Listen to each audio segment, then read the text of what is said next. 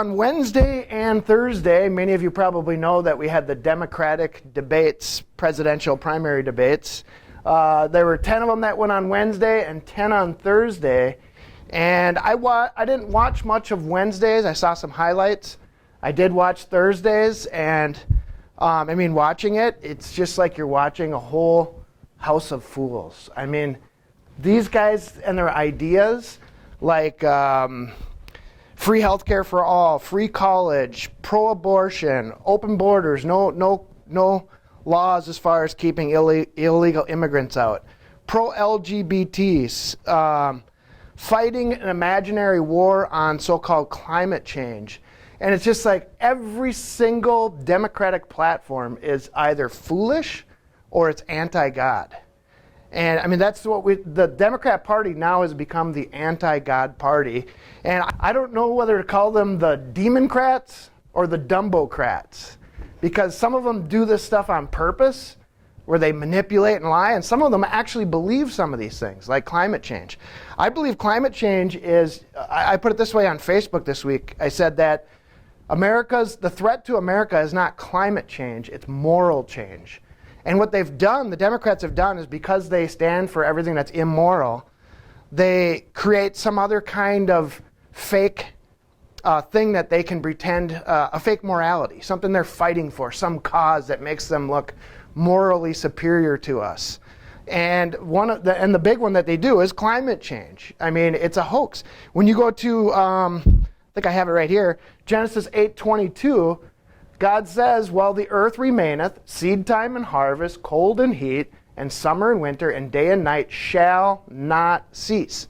Well, of course, they've either never read the Bible, or more than likely they just don't believe the Bible. So, I mean, this verse alone says climate change is a hoax.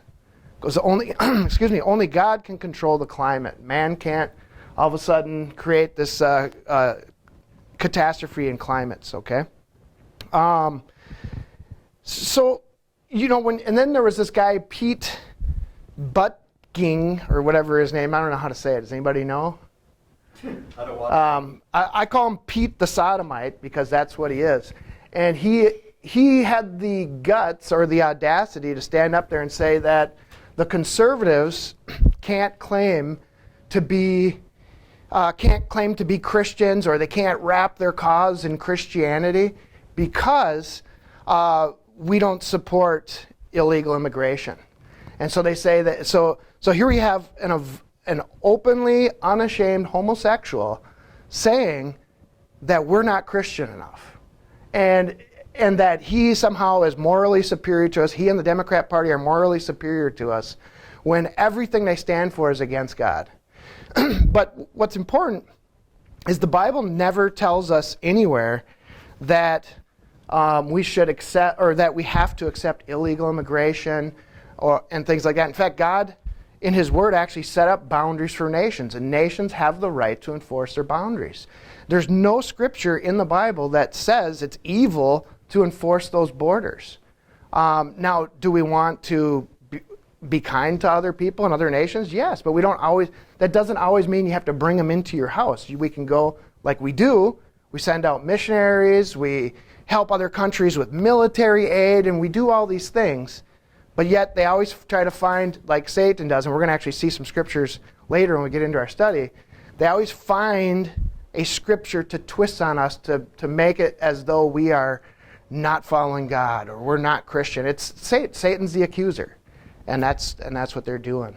I'm not going to go through it, but if you read Isaiah chapter 3, God says that the mighty man and the man of war, Isaiah 3 verse 2, he says, "The mighty man and the man of war, the judge and the prophet and the prudent and the ancient, the captain of the 50 and the honorable man and the counselor and the cunning artificer and the eloquent orator."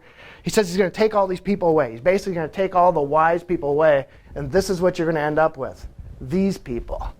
And he says, "And I will give them children to be their princes," or their political leaders, "and babes shall rule over them, and shall oppress them," and so on. And that's what we're up against today. Children, these people act like children. They have no logic in any of their positions. The Democrat Party has just gone mad. They've gone insane. It's not even a legitimate political party anymore. Anyways, that's all I have to say about that. Anybody have anything they want to say about